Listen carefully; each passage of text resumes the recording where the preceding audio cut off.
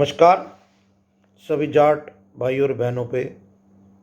देखिए, हमारी कौम के बारे में लोग अक्सर कहते हैं कि जो है जाट बहुत लड़ाका होते हैं, चाहे कोई जाट हो, वारियर कौम। लेकिन मैं आज आपको एक ऐसे व्यक्ति के बारे में बताता हूँ जिन्होंने ना केवल इस बात को साबित किया, कथनी और करनी को, कि शांति हर कीमत पे सस्ती है, बगैर लड़े भी हम सारे काम कर सकते हैं।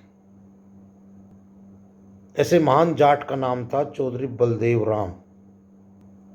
ये जो है जोधपुर के पास एक गांव है, जोधपुर में नागौर कुचेरे गांव में इनका जन्म हुआ। और इनके जो पिता, उनका नाम चौधरी मांगा राम था।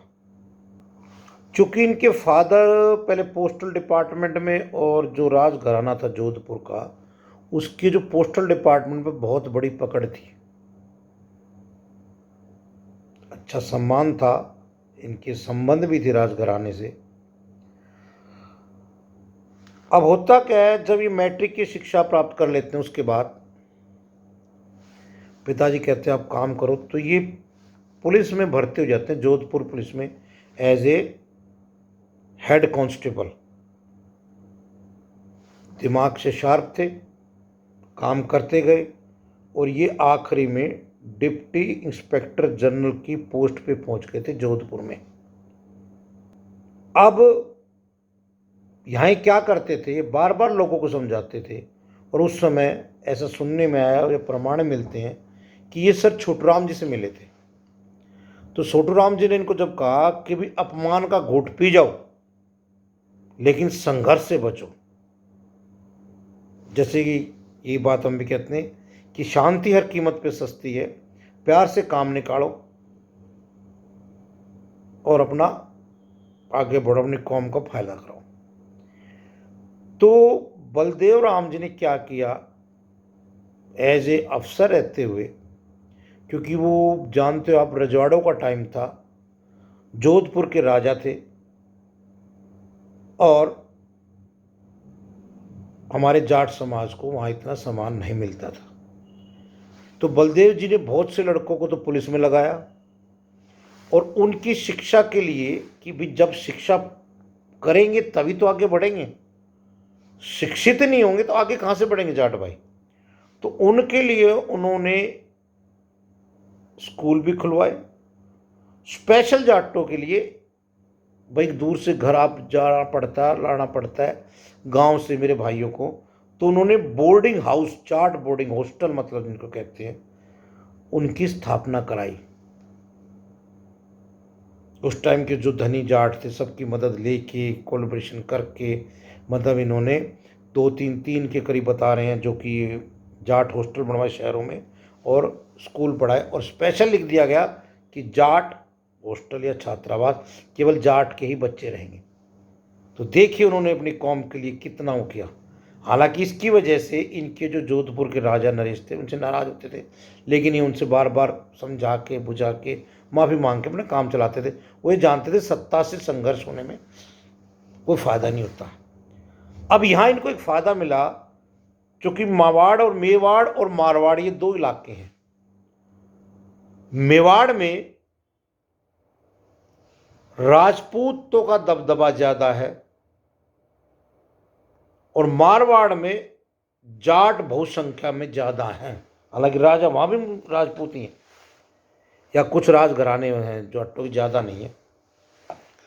अब होता क्या है, क्योंकि उस टाइम एक आज़ादी की लो चल रही थी पूरे हिंदुस्तान में,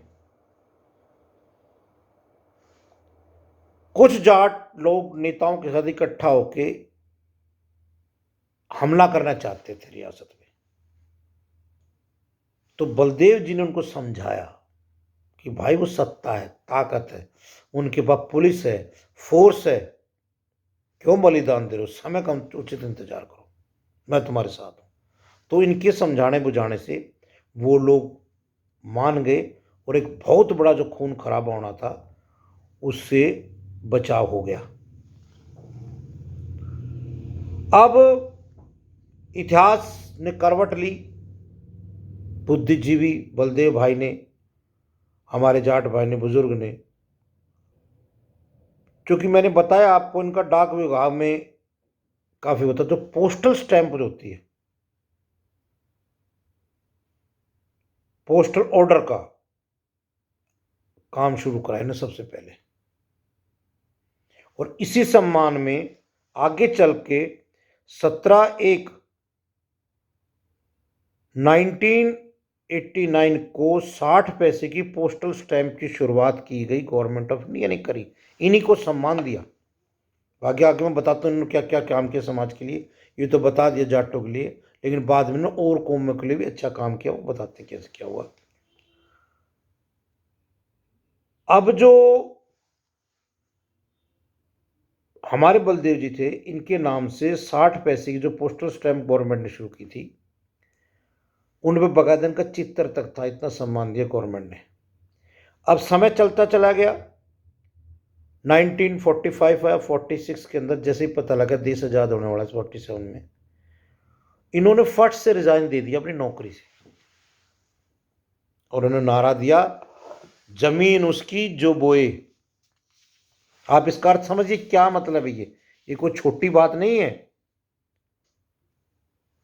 जमीन उसकी जो बोए, अर्थात पहले ये होता था कि जो जमीन थी वो राजे महाराजाओं की होती थी, और हमारे जो जाट भाई थे जोधपुर और उस एरिया में जितने थे, वो जमीन सारी राजाओं की थी या रजवाड़ों की थी। वो सिर्फ एक काश्तकार, सिर्फ उनके लिए जमीन पैदा करने वाले नौकर थे। ये कड़वा सच है भाइयों। ये पहला शख्स है जिसने कहा जमीन उसकी जो बोए, इसका अर्थ समझो। उसके बाद ही 1947 के बाद 848 में जवाहरलाल नेहरू जी ये वो लेके आए पट्टा कि बड़े जागीरदारों से जिनके पास 1000, 2-2, 5-5 हजार एकड़ जमीन है, वो उनसे लेके छोटे किसानों के सबको उनको पट्टा कराया गया, उनके नाम कराई गई। ये सारा श्रेय हमारे बलदेव राम जी भाई को जाता है। ये गोत्र, इनका मृदा गोत्र के थे ये। अब सोचिए समय से आगे उन्होंने कैसा काम किया। अब आप जानते हैं वो रिजाइन कर चुके थे और उनकी लड़ाई लड़ी, उस समय उनको बहुत धमकी भी मिली, उन्हें काफ़ी वो किया गया। इनका जो मिर्जा जी का देखिए, उस टाइम के इतने कामों का ये हुआ कि जो नाथुराम मिर्जा जी हैं जो नेता बने, वो सब श्रेय उन्हीं का है। और बाद में ये परिवार आगे चल के राजनीति में आके अपना काम किया। हार्ट अटैक की वजह से 2 अगस्त 1953 में इनकी मृत्यु हुई, और ये हमारी कौम के लिए बहुत ही सेटबैक था, स्पेशली मेवाड़ और मारवाड़। वहाँ इनको पूरा इंडिया इसलिए नहीं जानता क्योंकि इन्होंने एक रिजर्व एरिया के अंदर, मतलब एक आसपास के एरिया में ये काम किया था। लेकिन इनका काम अगर देखा जाए तो चौधरी चरण सिंह, सर छोटूराम, छाजूराम, इन सब की बराबर का काम है। उस एरिया के सभी भाइयों को जमीनों का मालिक बनाना ये छोटी बात नहीं। अपने समय में हम तहे दिल से इनका सम्मान करते हैं, और आप सब भाइयों कहते हैं कि इनके बारे में बताएं कि हमारे ऐसे जाट भाई जिन्होंने कि सबको जमीन मको मालिक करा। अच्छा, इसमें एक बात और ध्यान रखें आप, ये जो जमीन के मालिक बने थे ना, उसमें केवल जाट नहीं थे, उस एरिया का हर 36 कौम का आदमी, मुसलमान सब थे। अकेले एक कौम का फायदा नहीं किया इन्होंने 36 की 36 कौमों का दिया। आज भी इनका नाम वहां मेवाड़ मारवाड़ में सम्मान से लिया जाता है। तो भाइयों बहनों, आपसे फिर एक बार बात करते हुए कि जो इंसाइक्लोपीडिया हम बना रहे हैं ऑफ जाट्स, उसके अंदर 3-4 चीज़ें डाल रहे हैं, जैसे किस गांव में कितने जाट हैं, उनका क्या गोत्र है, कौन सा जाट भाई हमारा क्या काम कर रहा है, चाहे वो हिंदू है, चाहे मुस्लिम है, चाहे सिख है, चाहे क्रिश्चियन, चाहे फारसी, चाहे बौद्ध कोई है।